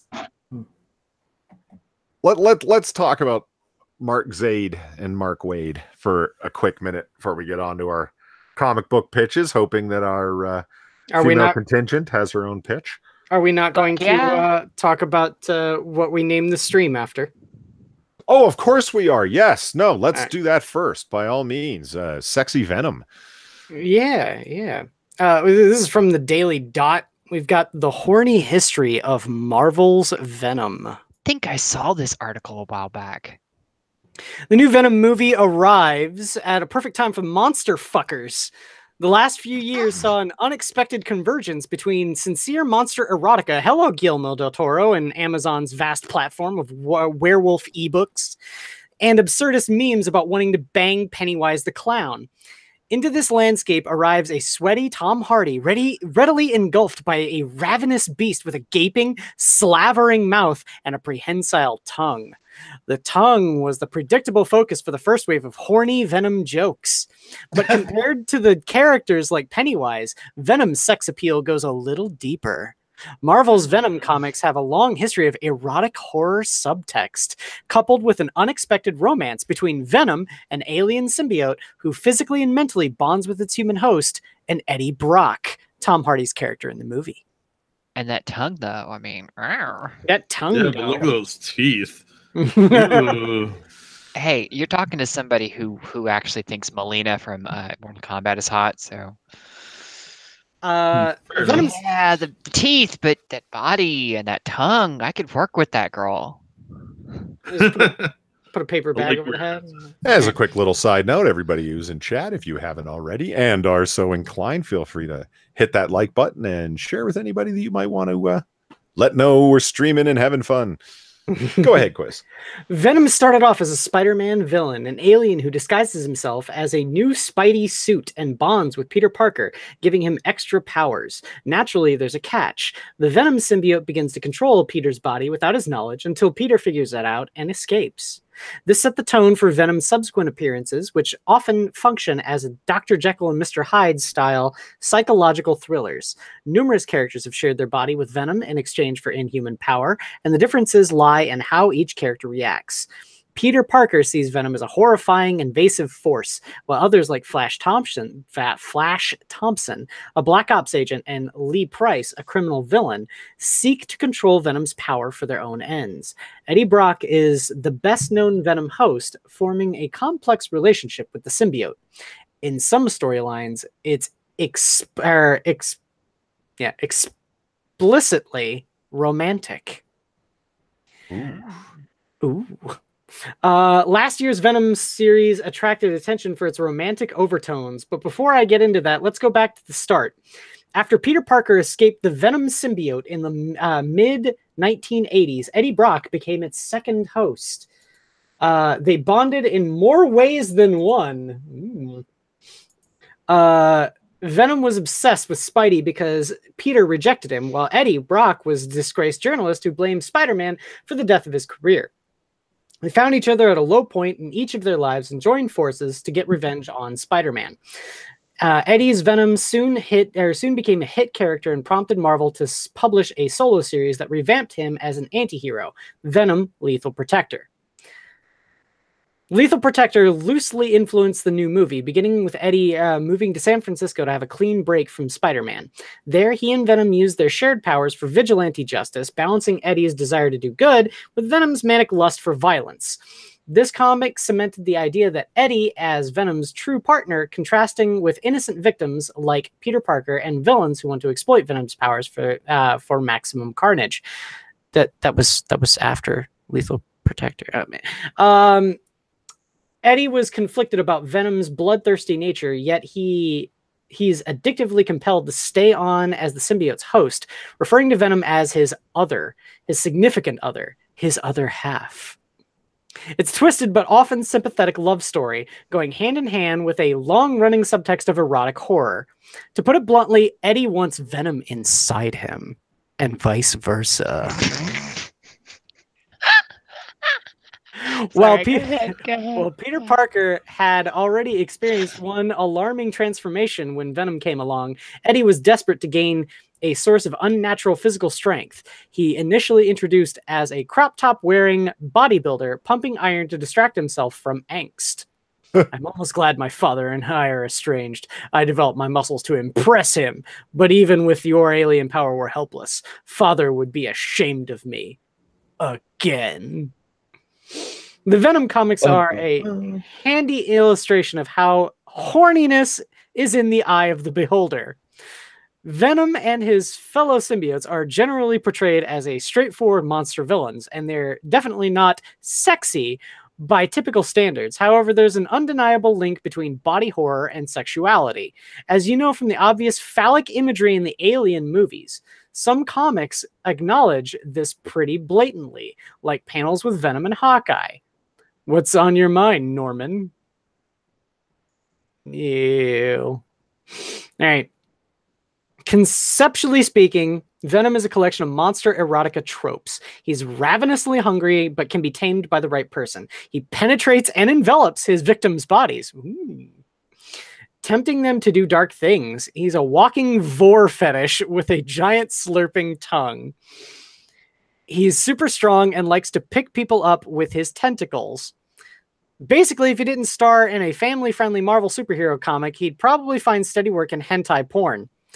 More prosaically, it is amazing how often the comics strip Eddie Brock naked for no good reason and to have him grapple around with the symbiote's tendrils. This brings us back to the 2017 run of Venom, which combined the best symbiote-related body horror with thoughtful romance storyline. Venom and Eddie Brock, true love. We begin with Eddie and Venom reunited after a long separation, a reoccurring theme in Venom comics because of the other characters that often want to use the symbiote for their own purposes. In the 1994 miniseries, Separation Anxiety explored a similar idea, with the symbiote pining for Eddie, and Eddie examined the horrors he committed while under its influence. That story ended with them voluntarily bonding once more, and the 2017 Venom digs deeper into this dynamic, portraying it as passionately codependent relationship. Eddie and Venom agree that it's only truly whole when they're together. And the first issue opens with a romantic monologue. The thing about love is that it's not gentle or soft. Not at all. Love is strength. Love is full of terrible purpose. Love is power, and it will never be done with you. It consumes you. Artist Tradmore depicts Eddie with with bulging muscles and soft lips of Tom Finland drawing, constantly speaking with Venom at the back of his mind. So wait. A Tom Finland drawing? What? The soft lips part is what got me. Yeah. I don't know. There's an unsurprising level of tenderness between the two characters, and the comic's main tension feels a lot like a marriage drama, where conflict stems from the jealousy or disagreements over joint decisions. You can already see a marked difference from something like the 2009 storyline Dark Origins, where Venom was portrayed as a malevolent influence. Still a memory haunts me, as we fell from the church tower, even as grasping for Spider-Man depleted its body and spelled our doom. I could not make my other stop, as if it cared for Spider-Man more than me. But my other tells me that this is foolish. It wants nothing but the best for me. It would never betray me, never hurt me. Not for him. I choose to believe it. Well, it was a pretty rough breakup. Yeah, I know, right? Yeah. By 2017, Venom sees Eddie as a positive influence on him. And in his own twisted way, the symbiote is protective. He repeatedly saves Eddie's life and tries to abide by his moral code. And while their partnership isn't exactly healthy, it's different from the troubled allegiance of their early "we both hate Spider-Man" days. The series ends with a pregnancy storyline where Venom becomes pregnant while still inhabiting Eddie's body. Venom has actually had children before. In fact, several of them show up in the original Lethal Protector comics. But this time it's different because the symbiote genuinely cares about Eddie's reaction. By keeping the pregnancy a secret, Venom commits a personal betrayal against Eddie, but it's okay. But it turns out okay in the end. Venom admits that he was just scared, and Eddie risks his life to protect the symbiote while it's giving birth. How long is this article? Zelfer wants you to wrap it up so he can go jerk it to Venom. So come on, man. Oh, okay, yeah. Sony's Venom. You're getting people hot, like. Sony's Venom actually lives up to the standard of erotic drama, along with various interviews extolling the virtues of Venom's tongue. Venom and Eddie literally make out on screen, kinda. The director, Ruben Fleischer, is aware of the romantic nature of recent Venom comics, plus there's the inevitable Tom Hardy chaos factor. The film wins because it sneaks psychosexual weirdness into the final cut and understands that what makes Venom interesting. See, what did I say a little bit earlier about people at garbage tier websites just looking for something, anything to write about where it's a psychosexual weirdness, and I'm going to read all this crap into it where, thank you, Gavia Basker Whitelaw. Baker Whitelaw. Take a look at her picture, too. That's a cat lady. Yeah, she's got the problem glasses. She's got the... No mental illness haircut to speak of. You don't know that's not a good enough photo. Yeah. The back might be shaved. The side that's got the hair flopped over, that might be a comb over. Yeah. You got a point. Any thoughts there on psychosexual weirdness of the alien suit chaos? Well, is it over yet? I want to know how it both penetrates and envelops. Butt stuff. Actually, if you really want to read into Venom, here's a hot take that's probably inappropriate. Venom is in fact a symbol of black women. It's empowered. It's powerful. It has somebody come inside of them Stop. You can read anything into stuff like this. They're just making crap up. I thought you were reading the Root article. You were just making that up. Yeah. Jesus Christ. Anybody could do this. I mean, these garbage tier websites, man, they've twisted my thoughts so bad. This shit Jack makes up, I think he's reading it. All right. No, because oh man, it's so stupid. It's a symbiotic life form. It's merging with Eddie's consciousness. It's not necessarily a sexual relationship. There are other types of relationships other than sexual. But is it possible for an NPC SJW to see a relationship as anything other than the prevalence of sexual orientation identity? No. You know, see, that's the thing too, is the fact that, you know, the one thing that they didn't explore in this whole diatribe of bullshit, right, is the fact that the symbiote is essentially bringing out the extreme baser desires of Eddie Brock, namely the need and want for violence. But is that a healthy relationship? I would venture a guess that no, it is not. Well, but it also might bring out his more heroic aspects. It might bring out other aspects of him as well, like the desire to help people. I mean, you can't say it's necessarily a bad thing. It's just it can be, but it's just something different that's bringing out in him. Well, so Zelthor can go jerk it to Venom. We'll move on to a different topic. He said, I'm not making it up. Well, okay. To be fair, I'm looking at all of the hashtags that were the hashtag comments about this. Let's see here. Insert. Do you eat pussy like that Vine? Let's see here. Fuck me with those teeth and that long ass tongue. Put it in my pussy. What? What are we? What? How does that feel on your pussy? Whoa! Whoa! Hey, you know, I'm just reading what these people are. I'm saying. trying to build to 4,000 hours, Quiz. You know, I'm just that was the most YouTube, shut this stream down now. Look, you got Mustafa and Jacob in chat. Nigga, what are you reading? And stop this shit. Hashtag I am literally the wettest bitch RN. No. No. Man, here I am filling out my job application for the Root. let's talk about the hilarity of comicsgate gone legal now. For those of you who don't know, what's the fastest TLDR I can give of this? Richard Meyer wrote a comic book and called Jawbreakers, and he wanted it published by a publication house in Texas called Antarctic Press. They had agreed to do so. A outsider named Mark Waid, longtime comic book pro and writer himself, got really bent out of shape because he's a hardcore SJW and he rages about things on Twitter and in real life all the time. He has a reputation for having a huge temper. Decides to get involved and calls up Antarctic Press and not too subtly implies threats of bad things that are going to happen to them if they do, almost mob style, like, hey, you got a nice press here. It'd be terrible if, all sorts of hate mobs descended upon you and you had a reputation of being an alt-right racist press because you realize this guy you're looking to publish is a white nationalist, right?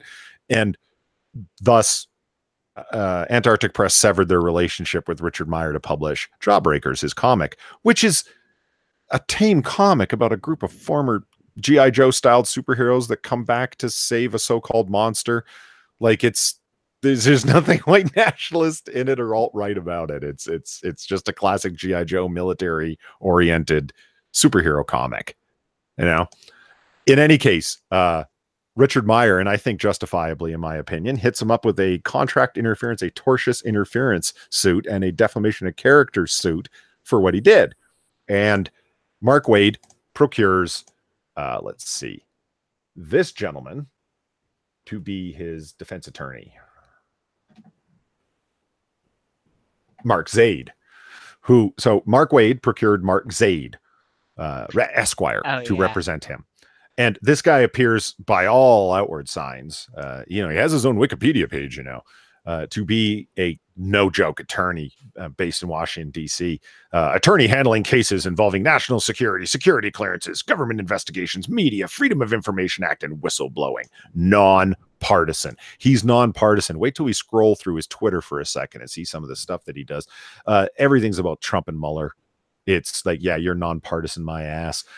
What I find particularly interesting about this guy is the Mark Twain quote that he has up here at the top. Never argue with stupid people. They will drag you down to their level and beat you with their experience. Great quote, because, Mark Twain is awesome at stuff like that. This guy just engages in Twitter fights with people all the time. For evidence of that, let's go over here. Oh, as evidence of his nonpartisanship. Hey, real Donald Trump. Today on October 17th, 1931, Al Capone was sentenced to 11 years of imprisonment for tax evasion. I know you enjoy history, so I thought you'd like to know. With Don Corleone there from the Godfather films. Like, that's you're real subtle there, Mark Zaid, guy who doesn't like to argue with people online. This is just a classic example. As you scroll through, like I said, you come across stuff like this all day long. This is a hardworking attorney who charges between $750 and $800 an hour. How much of this guy's time have you been paying him billable hours to tweet, I wonder? Because he's at it all day.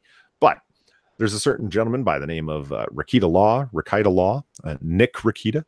He has his own legal practice, smaller legal practice, obviously, than this Mark Zaid, national security attorney, who's very interested in comic books. And it looks like legit that he is. He has a personal interest in comic books, and he's represented other people in the industry.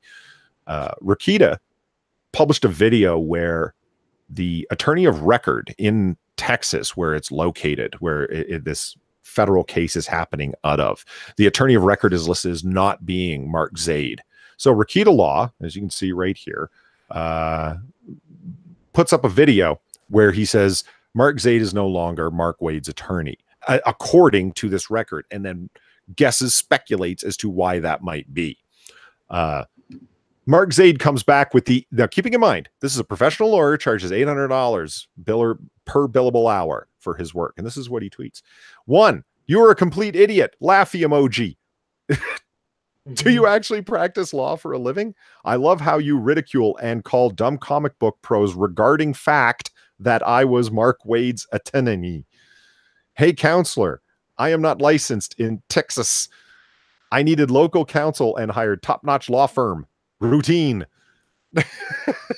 And it's like, okay, right. So you before you got licensed and you were going to come in and do that.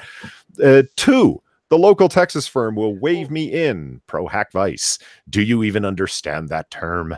The one thing that I'm loving here is the I love how you just the sentence, right? Yeah. Try and break it down. I love how you ridicule and call dumb comic pros regarding fact I was Mark Wade's attorney. Mm-hmm. That's not a sentence. No, it's not. It is if you're saying that the comic pros are dumb. Well, this guy can't language, and it becomes very clear, which is odd for an attorney. You would think that a very expensive high-end attorney who's apparently sued whole countries and won. I would wager that he was. No, he has literally. It was, what was it? Iran for damages and won. But when we're talking international law related to national security, you're part of a legal team. Now, he might have been head of that legal team, but I'm telling you right now, he more than likely was not doing the final editing on their drafts, considering the language skills that he demonstrates in his tweets. And I highly doubt legal drafts, have laughy emojis in them. But that's just me. I can't believe the guy used a laughy emoji. Like, dude, it doesn't, like, this isn't a good look for you. You're a high-powered DC attorney, and like, this is the kind of stuff that you're writing. You're a complete idiot. Like, what are you doing, buddy? The thing you missed about the Mark Twain quote, Polly, is it wasn't his motto. It's a warning to others who engage with him. That's what it really is. Like, I'm not. I'll bring you down to my level and beat you with my experience. And the guy that he included in this tweet, because they were talking about it, is this person that goes by Sketch Therapy at Puerto Rican Army. This person was involved in it, and Mark Zaid, being I don't know, a guy who bants on Twitter all the time, apparently didn't know that when you just hit reply, it replies to everyone that was involved in it. And he calls them like low intelligence. And now he meant to aim that at Rakita Law, at Nick Rakita, but ended up sending it to Sketch Therapy as well. So the guy responds, Sketch Therapy responds, "I'm neither Nick nor the local Texas firm. What do you want from me? And do you want me to wave Puerto Rico from your in-pro hack vice? It's called a share button. Do you understand that term?" Which was which was pretty harsh. It's like, why did you even include me in that tweet? And the guy's response is, "My good friend who is getting all bent out of shape, Rakita shared your post of his video. I merely hit reply to that." Not understanding how Twitter works very well. "You are not involved. That was my error. I have no issue with you." He says, "It should be obvious to anyone with intelligence is an insult at me," Sketch Therapy responds, "and that you posted at me. I made it very crystal clear that I am a customer of Richard C. Meyer, even showed receipts, and your reply was an insult claiming that I have no intelligence." What is high-powered attorney's response to this? "Whatever. Knock yourself out, my friend. You're on mute.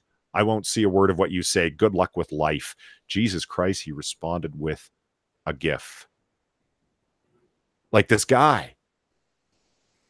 Is he trying to be like the cool attorney that knows how the kids talk? Is that what's happening? Like, I'm deep on social media kids too. have better grammar than he does. It's just and this guy's turning rapidly into like a lot of fun. People are having fun with what you shouldn't have even responded. Let this guy from the small, like, it's a small law firm, Nick Rakita's law firm. If you think he's a joke and you think he's a terrible attorney, why are you even talking to him? Wait, don't you have $800 billable hours to be charging somebody instead of wasting your time on Twitter fucking with people that you think are beneath you? In responding to them, you're proving that they're not really that all that beneath you, and that they got to you.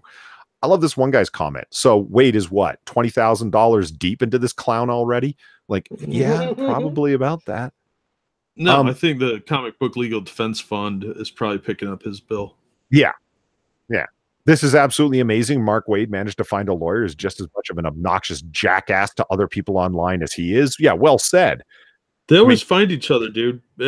Whenever there's two psychos in a room or two jerks, they always become friends, no matter how many people are in the room. And somebody got real clever, and it's like, it's the least I could do. Thor Odin's son. Well done here, by the way.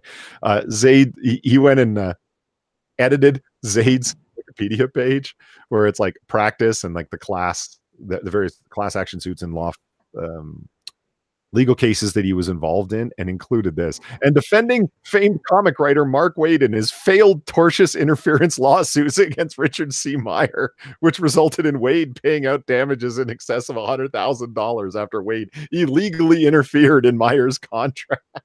He went and edited it into the future tense.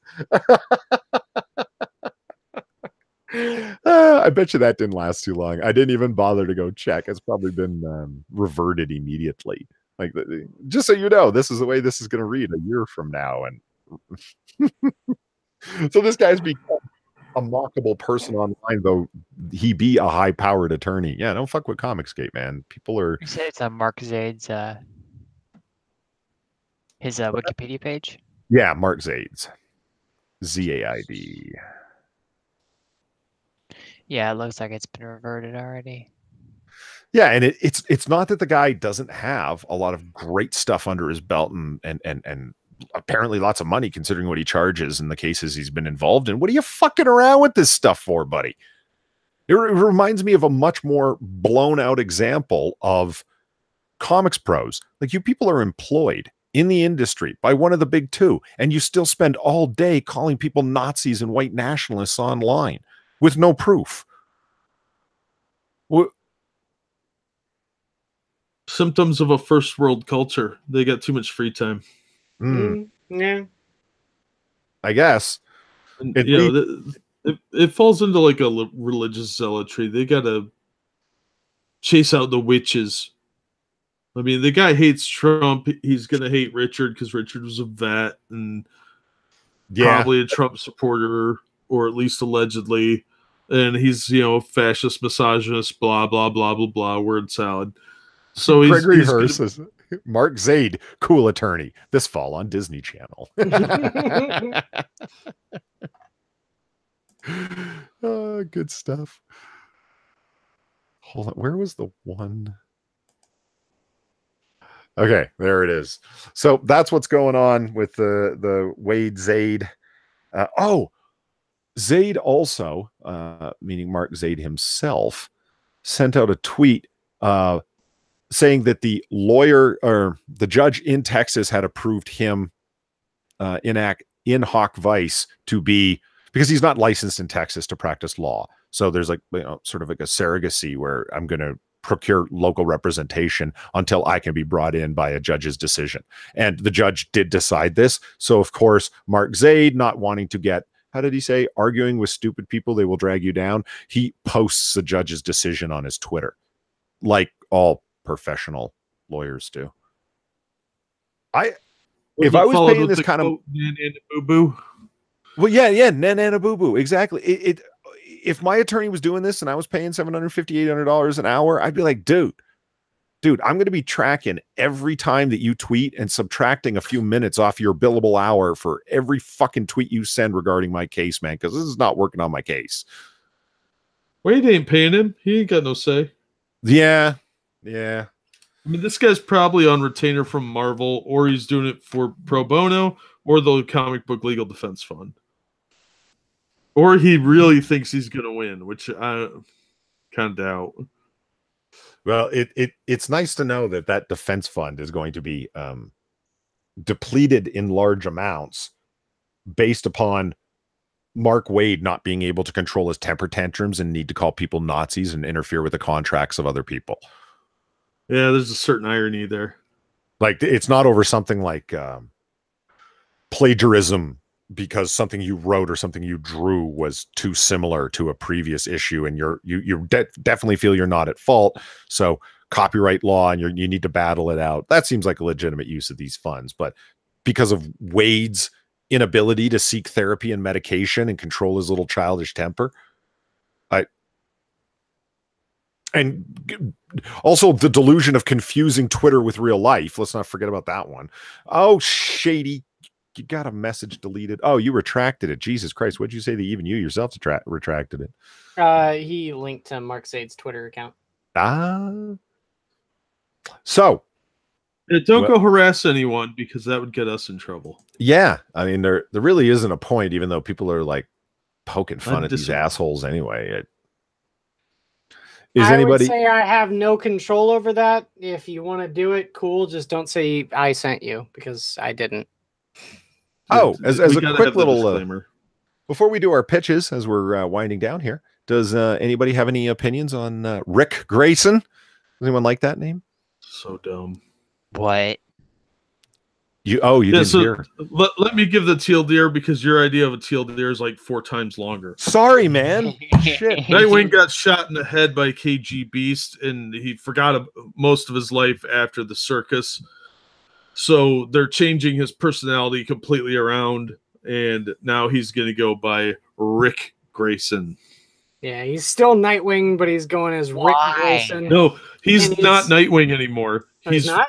He destroyed his costumes, he thought, but a cop found them, and now there's going to be a team of Nightwings, because he's going to get a bunch of, create a vigilante force of Nightwings. Wait, is this in the comics or? Yes, it's in the Nightwing title. Okay, and Nightwing is why?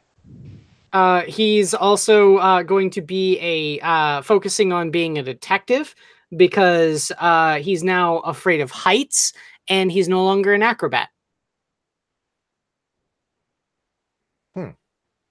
Hey, Weebo. Hi, Weebo. I'm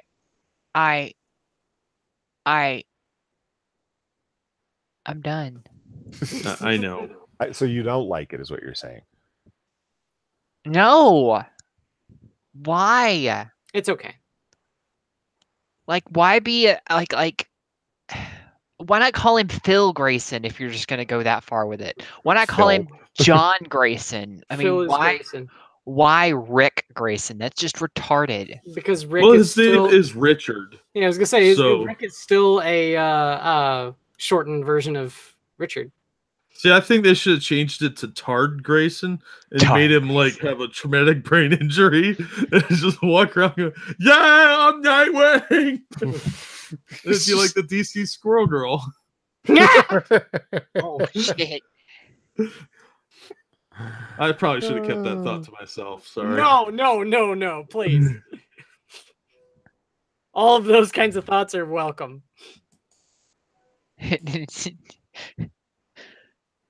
All right, since we're moving on to comic book pitches, and we didn't go over the feminist horror movie article last week. We still have it in store, man. I got it saved. We'll do it. Halloween's coming up. We have to cover that before Halloween. Yeah. Well, we will. Halloween's in 2 weeks. We will do. Actually, we got to do some. We'll do a thematic comic book curation live with horror Halloween related. I was gonna say, how about this? Halloween is on a Wednesday, guys. Is it? Yeah. Yes. Well, sure enough. Chaos probably has some fancy IRL party to go to with real friends. On Halloween, no, I will be staying home because I work the next day. So. Oh. Well. Very responsible of you. Mm-hmm. But it is ladies first. So Chaos, do you have a pitch for us? Oh, you're gonna make me go first? Okay. Well, you don't have to. A lady is always entitled to change her mind. I've heard, but I don't necessarily agree with. If you want a moment to set up, we can go on to somebody else. You need to get her consent and triple it. That's right. I did not ask her consent to go first. No, it's true. How dare you fucking monster. I know. Okay, hey, Jack, why don't you go first while Chaos gets herself set that's up. what I get for being snarky. So I picked Blood Realm. This is from Alterna Comics. I didn't do this one yet, did I?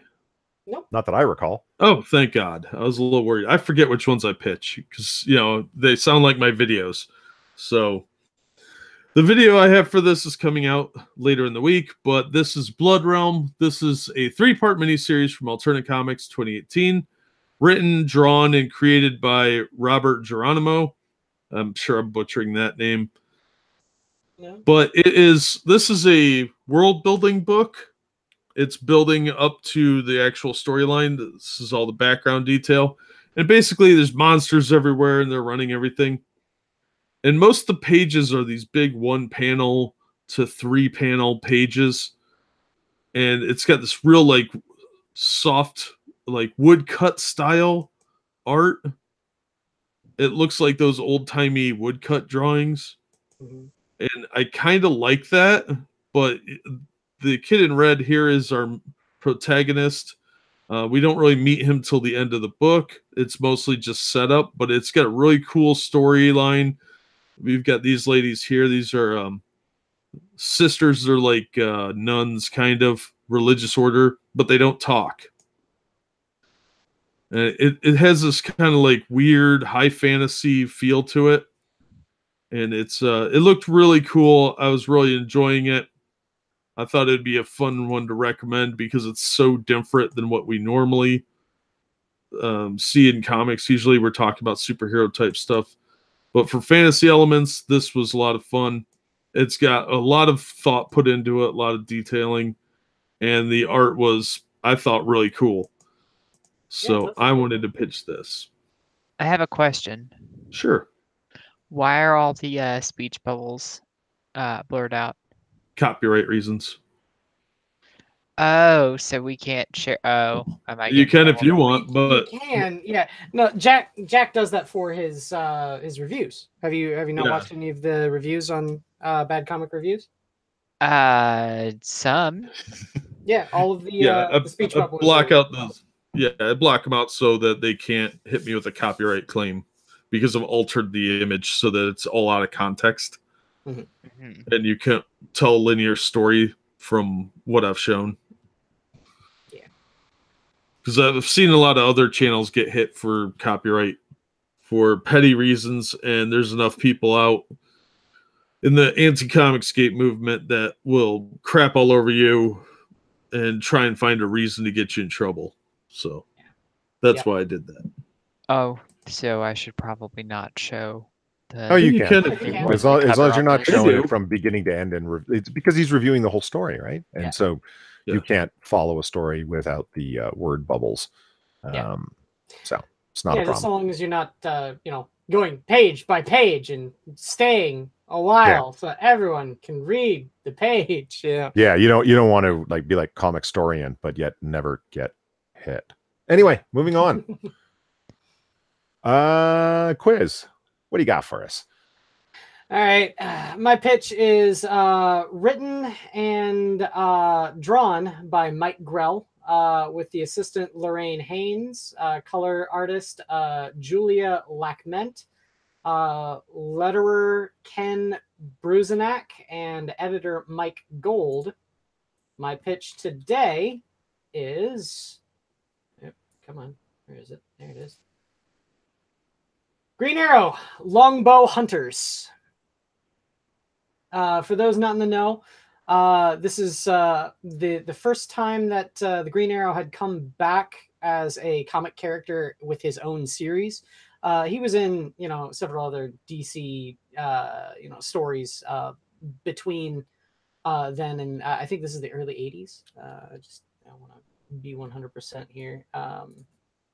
When did Longbow Hunters? It doesn't say. I saw nudity there, buddy. It was partial nudity. This is actually thing. Well, you can go back but this is a part of when DC relaunched it. The Mike Grell era of Green Arrow was actually under the imprint for mature readers. So. The Longbow Hunters is the origin of that in the early 80s. I want to say it is. It wasn't in the 70s. I think it was in the 80s. And it went all the way up until the 90s when they killed off Oliver Queen, and he's succeeded by his son, Connor Hawke. But this is actually a prestige format short form graphic novel series. It's 3 books all together in one. It tells the story of how Oliver Queen and Black Canary move from Star City to Seattle and open a florist shop called Sherwood Florist. And it's actually a really interesting story because it touches on some of the earlier touchstones of the Green Arrow's career. This is also one of the few times in a comic book where they actually say his any character's actual age.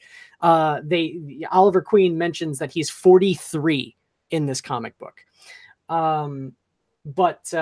He's trying to solve this murder spree that's happening in Seattle with the Seattle Slasher, where a whole bunch of prostitutes are being murdered by a knife.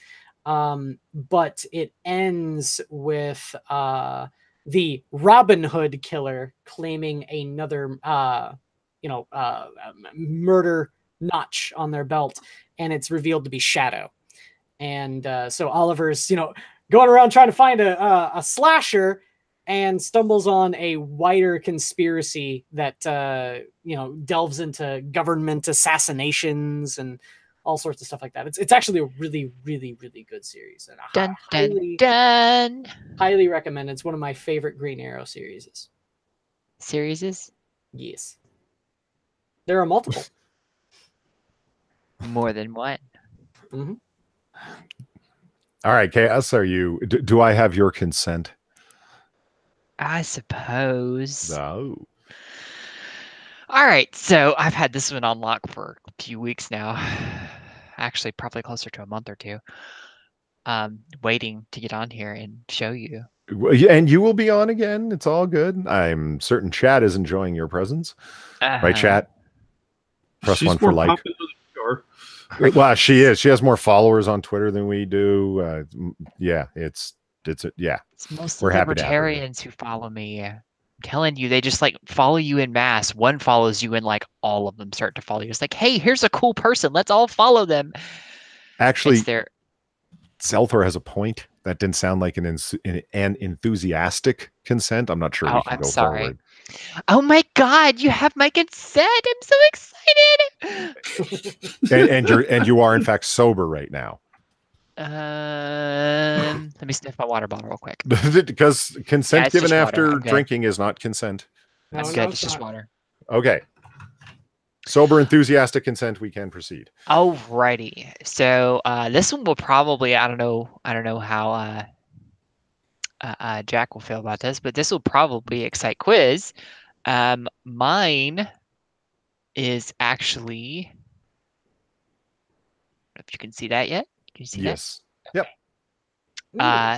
All of your hentai tabs we can see as well. That's nice. No, because there's only one tab on this window. This is Welcome to the Jungle by Jim Butcher. Illustrated by Adrian Saff. I think I said his name right.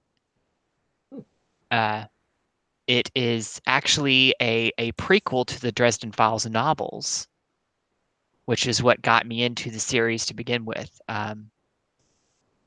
This in particular, I found it.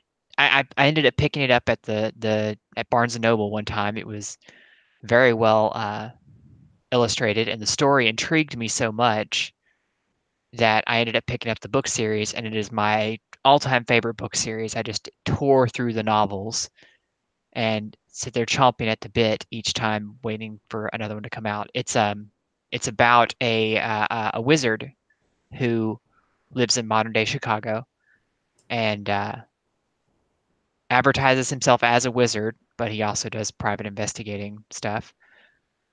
And it's this nice blend of like a what's the way I've heard it described? It's a nice blend of like a noir detective novel mixed with high fantasy and a little bit of horror and comedy mixed in as well. And it's amazing series. The characters are so fantastic, but in this, I like the art. Looks nice. Yeah, the art in this particular comic is pretty good. And they went on to actually do comic versions of the books as well. Yeah, they're talking about the show. Yeah, the show doesn't hold a candle to the books or the comics even if you're gonna not read the books, do the comics instead, because they actually are more true to the books and are just a much better story than the show ever was. The show tried to be like a Charmed knockoff. But not even like a Constantine knockoff, because that'd be better. Well, let's see. In the books, in the comics, he is openly a wizard. Like you see him standing here holding his wizard staff. He wears a trench coat, has his little necklace on. In the TV show, he had to hide the fact that he was a wizard, even though he had wizard on his, frosted glass window of his office. He's like, oh yeah, that's just a joke. And it's like, no, that wasn't a joke. He would literally tell people, I'm a wizard. You won't believe me, but I'm a wizard. And here's him fighting some kind of creature that was apparently born of rotten meat that was left too long. And some kind of fey monster formed out of it, some kind of minotaur thing. And so he just drops a telephone pole on it and electrocutes it. Oh yeah, because he was looking for someone's missing dog. That's what it was. And it had eaten the dog. Oh. Yeah, so. But no, Harry is one of my favorite all-time characters because he's actually very intelligent. He makes smart moves. When it comes down to decision making, I often find book characters to be very frustrating because they don't make intelligent moves or they think overly emotionally and they don't. He stops and goes, I want to do this. but this is probably a much better idea over here. So let's go with this option over here because this is the smart move. And I'm just like, thank you. Let's not go and get people needlessly killed. So I don't know. I haven't sold it very well, I don't think, but No, it looks pretty good. I mean, you have even talked about the Dresden Files quiz, so Oh yeah, you and Sanguine. yeah. I don't know if Jack has any interested in that at all, but I read the first book, the novels, a long time ago, and it was pretty good. Mhm. I'm It not only real gets big better. into. Oh, okay. The first one's a little weak, but it just gets better from there. I was confused because at no point did a half giant show up and say, "You're a wizard, Harry." Yeah. One of my favorite lines of all time comes from that first book is paranoid, maybe, but just because you're paranoid doesn't mean there's not an invisible monster about to eat your face. Yeah. But yeah, Nice. that's my I would call that a successful pitch. I'm interested in reading it. yes, very good. I like I said, it's what got me interested in the series to begin with. We lost quiz. Yeah, apparently he didn't find your pitch very successful. He just took the fuck off in anger. Wow. Yeah, Johnny Hillcat's right. The guy who played Dresden is the guy who's in Arrow. He plays what's his name? Fuck. He plays Laura Lance's father, the police chief on Arrow. Yeah. Never forget what's his name. Detective Lance. Detective Lance. Yeah, there you go. Nice. Oliver just keeps on calling him Detective, so that's I never learned his first name. It's like, so it's somebody. I don't remember, but yeah. I have my own pitch this week, and since I've been accused of doing bad TLDRs, I'm going to really TLDR this one. Sorry, man. I was just messing with you. Well, I don't think you were. I think you're being serious. And it cut deep, damn it. Okay. I am going to pitch Sin City, the Big Fat Kill, because it is still Frank Miller month through all of October. I picked the Big Fat Kill because it's one of my favorites. I love the character of Dwight. For those of you who've seen the film Sin City, Dwight in the first one is played by Clive Owen. And this is a very close adaptation of that material. The film is. The art style is very particularly Frank Miller. I love the tagline for this series. Sometimes standing up for your friends means killing a whole lot of people. It's great. He's got to love it. The storyline is very simple. His girlfriend Shelley is being stalked and harassed by a corrupt cop, and Dwight is very protective, and he's quick to pull guns to solve the problems that he needs to solve. And he gets in fights with Jackie Boy, who is the corrupt cop, and it's very hard-boiled, super hard-boiled noir. Some people say it's not quite noir. Quiz is one of those people, but I think it is. It's detective style. If you take a look at it, the art style is extremely specific, high contrast, black and white. This is Frank Miller at sort of like the height of his storytelling powers. It's all about extremely colorful, over the top characters doing and saying harsh things, and harsh characters, harsh interactions. If you like the idea of a strong detective fiction, and in a hard-boiled world where brutal violence is the order of the day, the Big Fat Kill is for you. And there's my pitch. Nice. Oh, that was short. Well, Jack's constant insults, they cut deep. That's all I'm going to say. Wow, I'm sorry. Jesus. Oh my God. It's Sin City. I'm afraid that Frank Miller month. I'm afraid that Frank Miller month on Comic Book Curation is boiled down to me saying, "Hey, here's this comic that you might like." Inquisitor saying, "No, fuck that. It's Frank Miller." So, no, like I said, there is some things that I want to try. I want to try the Daredevil stuff, but I've never liked Sin City. I just haven't. I don't get that, man. I don't.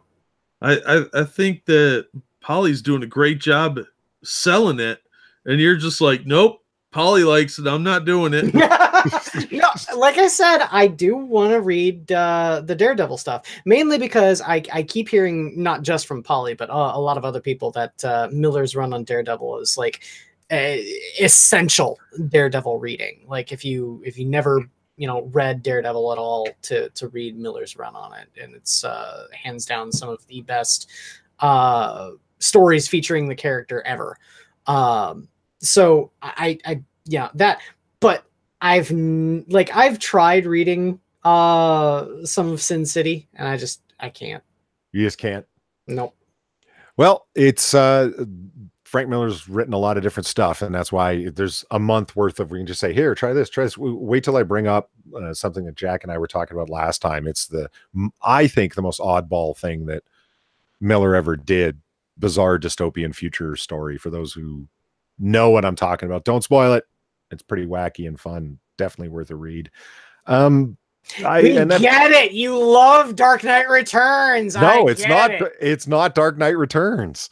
I don't know why you hate Dark Knight Returns. Why do you hate fun things? It's just like... I don't hate Dark Knight Returns. I just don't think it's the best Batman story ever. On that note, that draws a close to another edition of Comic Book Curation. That's what the show's called. People have been pressing me that we should do. Originally, so we were going to stick to 1 hour, and we keep going over that. As you can obviously see, we've already hit 2. Fuck that. I know, but to keep it quicker and simpler, because if you want to be noticed in the algorithm such that new people are going to find you, and believe me, I love all the people that show up, especially the long timers. I was joking on Discord that we have no one watching, but Shady's been here forever. Zelfor, all of the Discord people that have shown up, and they might not even be particular comic book fans, but they're still listening in, and we love you guys. Johnny Hellcat came over. Oh man, Chaos has been here, of course, and now she's on the show, and that's sweet. Platypus, Far. And I hate starting to name names because you end up forgetting people, and that's more insulting than not having named any names at all. And I apologize to anyone I forget.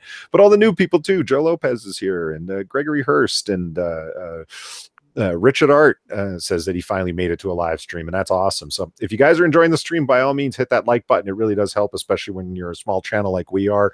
If you think you have friends that might enjoy it, by all means, retweet the tweet that I sent out, or you can follow any one of us on Twitter, and because we will always send out the stream. I included Chaos's Twitter handle below already, so you can follow her there. And the last idea is, I don't know, I was thinking about going 2 days a week, because if you're only uploading once a week, the algorithm just fucks you. It's they want people that are uploading daily, minimum of 10. Some people now think 15 minutes. You can play OES games all day and still never be able to hit the right amount of notes to be recommended for anything, even if all your tags are completely relevant. It's odd, and it's hard. It's hard to grow a channel, so we really appreciate all the people that show up and send those likes and shares. You guys are awesome.